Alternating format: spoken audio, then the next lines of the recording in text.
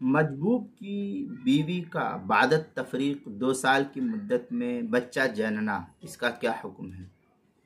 چنانچہ قاضی کے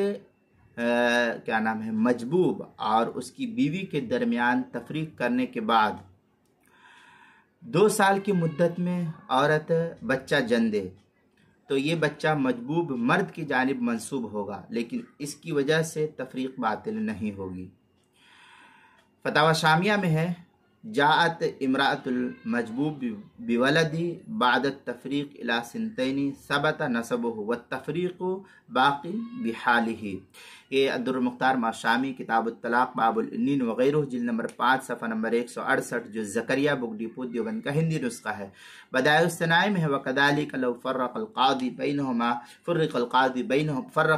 بینہما وبین المجبوب فجاءت بولد بینہا وبین السنتین ثبت نسبه الا انه لا تبطل الفرقہ ہا ہونا۔ اس طریقے کی عبارت بدائع الصنائع کتاب النکاح مباحث خلق الزوج من انیب الجب مبحث فی بیان حکم الخیار جلد نمبر 2 صفحہ نمبر 637 جو مکتبہ نعیمیہ بک ڈپو دیوبند کا ہندی نسخہ ہے چھپا۔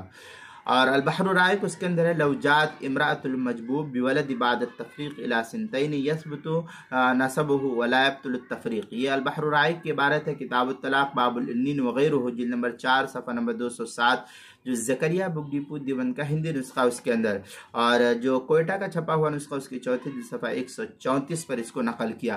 کتاب المسائل اس کی 5ویں جلد صفحہ 272 پر بھی اس کو نقل کیا گیا ہے۔